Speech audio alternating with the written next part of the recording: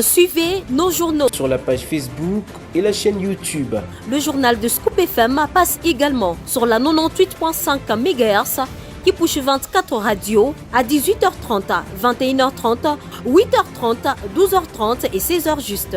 Et sur la 101.0 MHz, la radio communautaire Moïseni à 9h05, 13h03, 21h juste et sur Vox Congo. Téléchargez dès maintenant l'application Vox Congo pour être informé en boucle. Nos chaînes partenaires. Pour toute information, contactez le plus 243 97 62 31 319. Scoop FM, la neutralité réelle.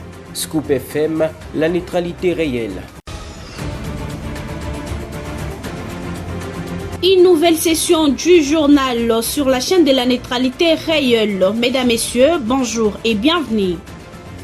À la une de cette édition, le président Félix Tshisekedi a reçu ce mardi 4 mars 2024 à Kinshasa le représentant spécial de l'Union européenne pour la région du Grand Lac, Johan Borgostam.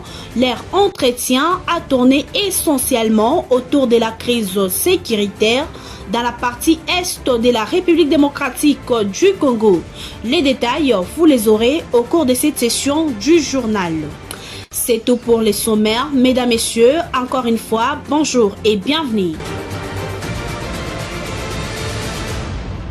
Comme l'annonçait au titre de cette édition, en bref, le président Félix Tshisekedi a reçu ce mardi 4 mars 2024 à Kinshasa le représentant spécial de l'Union européenne pour la région des Grands Lacs, Johan Borgostam. Leur entretien a tourné essentiellement autour de la crise sécuritaire dans l'est de la République démocratique du Congo. À cette occasion, M. Borgostam a annoncé que l'Union européenne va mettre à la disposition de la République démocratique du Congo 44 tonnes d'assistance humanitaire en faveur des victimes de la guerre d'agression menée par le Rwanda et les terroristes de M23 dans les provinces du Nord et du Sud Kivu. Il a exprimé toute sa compassion aux communautés de l'Est de la République démocratique du Congo à la suite des atrocités qu'elles subissent et dit avoir partagé avec le chef de l'État.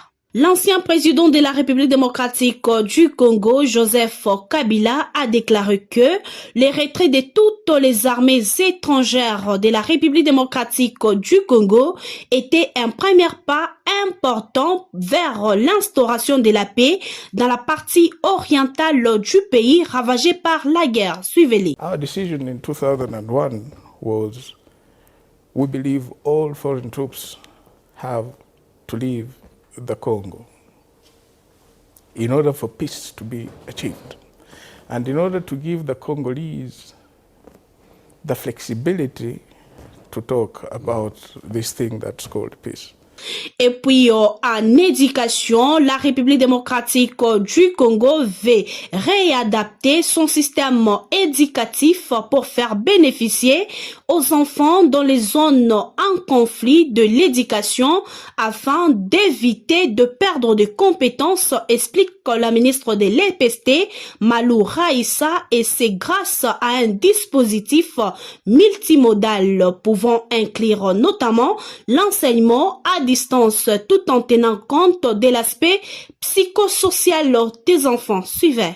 Le chiffre des écoles et des élèves congolais affectés par la guerre d'agression menée contre la République démocratique du Congo par le Rwanda sous couvert des patons du M23 sont révoltants. Ils ont été révélés par la ministre d'État, ministre de l'Éducation nationale et Nouvelle Citoyenneté, professeur Raissa Malou Dinanga, lors d'un briefing de presse sur l'impact de l'agression rwandaise sur le système éducatif dans les provinces du Nord Kivu et Sud Kivu.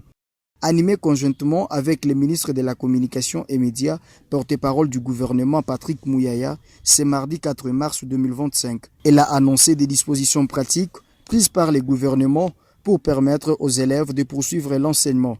D'après la ministre d'État, ministre de l'Éducation nationale et Nouvelle Citoyenneté, au moins 2500 écoles ont été affectées par la guerre dans le Kivu. Certaines ont été détruites par les bombardements saccagés ou incendiées par l'ennemi et d'autres sont occupées par les populations déplacées. Ça et là, des bancs et tableaux ont été détruits. Elle a révélé qu'en dépit de la reprise des cours dans certaines zones touchées, beaucoup de parents préfèrent garder leurs enfants à la maison, craignant ainsi pour leur sécurité.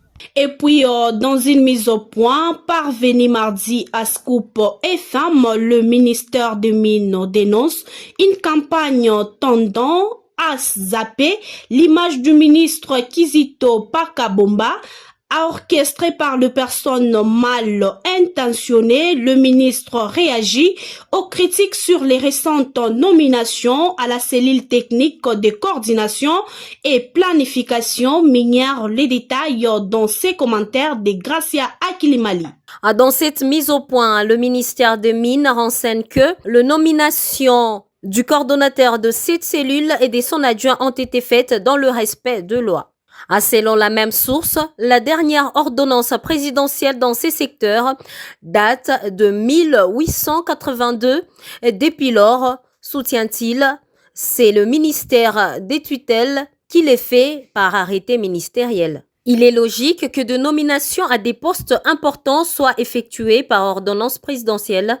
Cependant, la dernière ordonnance concernant la nomination du coordonnateur et des 6 adjoints remonte de 1882, étant donné que le CTPM est un organe technique composé d'experts rattachés au ministère de Mines et non une entité administrative classique. La décision a été prise au niveau ministériel, peut-on lire dans ces mises au point. Il faut noter que le nouveau coordonnateur de cette cellule, le professeur Dieudonné Louis Ntambwe Kassonga, est docteur en chimie et génie, procédé de la prestigieuse École centrale de Paris en 2004. Et puis, dans un contexte qui s'annonce difficile, Félix Tshisekedi décide de recourir à la patrouille financière de l'IGF pour booster la mobilisation des recettes publiques et freiner les appétits dépensiers de mandataires publics et gouverneurs de province. Les acquisitions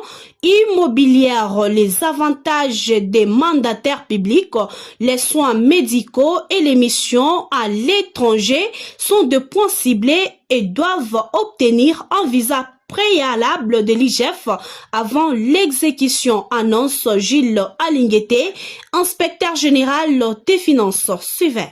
La présidence de la République qui a invité tous les mandataires publics pour communiquer la décision de son Excellence Monsieur le Président de la République, chef de l'État.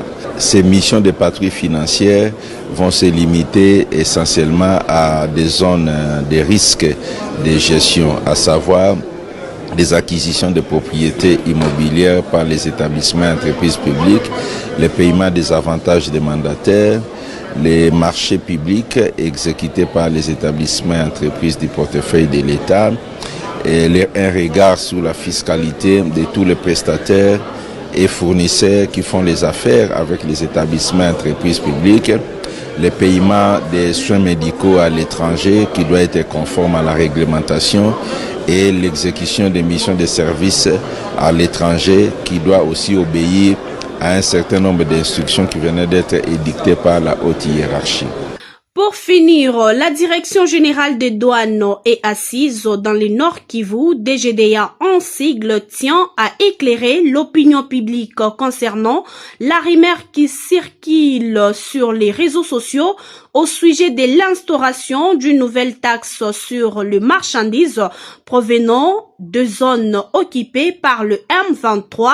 Elle précise par ailleurs que la note circulante est l'œuvre de personnes mal intentionnées voulant discréditer son directeur provincial. Nadège Kabolé pour plus de détails. Contrairement aux rumeurs qui circulent sur les réseaux sociaux, au sujet de l'instauration d'une nouvelle taxe sur les marchandises provenant des zones occupées par le M23 AFC. La Direction générale de douane et axes du Nord Kivu a à cet effet dénoncé une tentative de manipulation visant à discréditer son directeur provincial et appelle à ne pas céder à la désinformation d'où qu'elle vienne. Pour ce faire, la DGDA tient à informer les publics et tous les usagers de douane dans la province du Nord Kivu qu'il circule une note des services attribuée à son directeur provincial dont les contenus seraient de considérer les marchandises provenant des territoires occupés comme étant de marchandises provenant de l'étranger.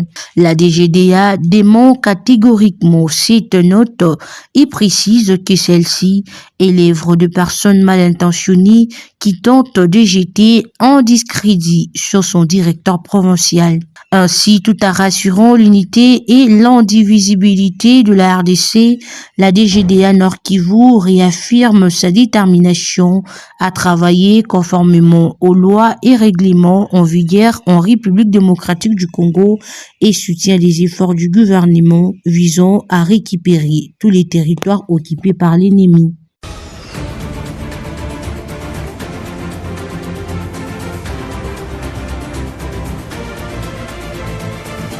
Ce journal est terminé sur les antennes des Scoop FM. Merci à toutes et à tous de nous avoir suivis à travers le monde. Restez toujours branchés sur la chaîne de la neutralité réelle.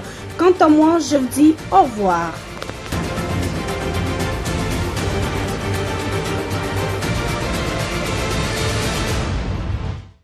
Suivez nos journaux sur la page Facebook et la chaîne YouTube. Le journal de Scoop FM passe également sur la 98.5 MHz qui push 24 radios à 18h30, 21h30, 8h30, 12h30 et 16h juste. Et sur la 101.0 MHz, la radio communautaire Moïseni à 9h05, 13h03, 21h juste et sur Vox Congo. Téléchargez dès maintenant l'application Vox Congo pour être informé en boucle. Nos chaînes partenaires. Pour toute information, contactez le plus 243 97 62 31 319. Scoop FM, la neutralité réelle. Scoop FM, la neutralité réelle.